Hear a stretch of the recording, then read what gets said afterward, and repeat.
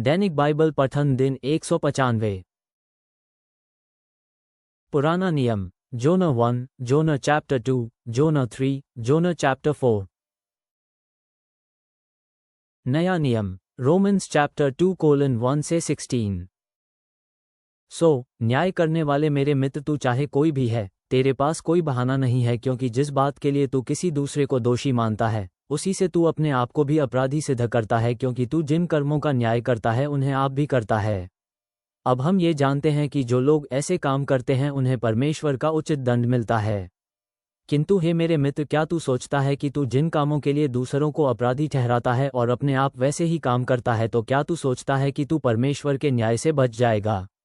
या तू उसके महान अनुग्रह, सहनशक्ति और धैर्य को हीन समझता है और इस बात की उपेक्षा करता है कि उसकी करुणा तुझे प्रायश्चित की तरफ ले जाती है, किंतु अपनी कठोरता और कभी पछतावा नहीं करने वाले मन के कारण उसके क्रोध को अपने लिए उस दिन के वास्ते इकट्ठा कर रहा है जब परमेश्वर का सच्चा न्याय प्रकट होगा।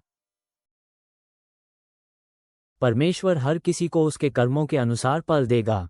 जो लगातार अच्छे काम करते हुए महिमा, आदर और अमरता की खोज में हैं, उन्हें वो बदले में अनंत जीवन देगा। किंतु जो अपने स्वार्थीपन से सत्य पर नहीं चलकर अधर्म पर चलते हैं, उन्हें बदले में क्रोध और प्रकोप मिलेगा। हर उस मनुष्य पर दुख और संकट आएंगे जो बुराई पर चलता है, पहले यहूदी पर और फिर गैर यहूदी पर, और जो कोई अच्छाई पर चलता है उसे महिमा, आदर और शांति मिलेगी, पहले यहूदी को और फिर गैर यहूदी को। क्योंकि परमेश्वर किसी का पक्षपात नहीं करता।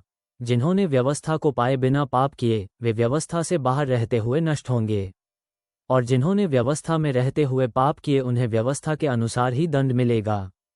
क्योंकि वे जो केवल व्यवस्था की कथा सुनते हैं, परमेश्वर की दृष्टि में धर्मी नहीं है, बल्कि जो व्यवस्था पर चलते हैं वे ही धर्मी ठहराए जाएंगे। जब गैर यहूदी लोग जिनके पास व्यवस्था नहीं है स्वभाव से ही व्यवस्था की बातों पर चलते हैं, तो चाहे उनके पास व्यवस्था नहीं है तो भी वे अपनी व्यवस्था आप हैं। वे अपने मन पर लिखे हुए व्यवस्था के कर्मों को दिखाते हैं। उनका विवेक भी इसकी ही साक्षी देता है और उनका मानसिक संघर्ष उन्हें अपराधी बताता है या निर्दोष कहता है। ये बातें उस दिन होंगी जब परमेश्वर मनुष्य की छुपी बातों का, जिसका मैं उपदेश देता हूं, उस सुसमाचार के अनुसार यीशु मसीह के द्वारा न्याय करेगा। भजन संहिता, साम चैप्टर 85:1 से 7। स्वर्गीय पिता, हम तेरे सामने अपने हृदयों को लेकर आते हैं, जो तेरे मार्गदर्शन की लालसा रखते हैं और योना की आज्ञाकारिता और दया की यात्रा पर चिंतन करते हैं। हमारी सहायता कर कि हम योना की भांति तेरे बुलावे को पहचानें और जिन्हें हम टालना चाहते हैं उनके प्रति अनुग्रह दिखाएं, तेरी पश्चाताप और परिवर्तन की इच्छा को अपनाते हुए।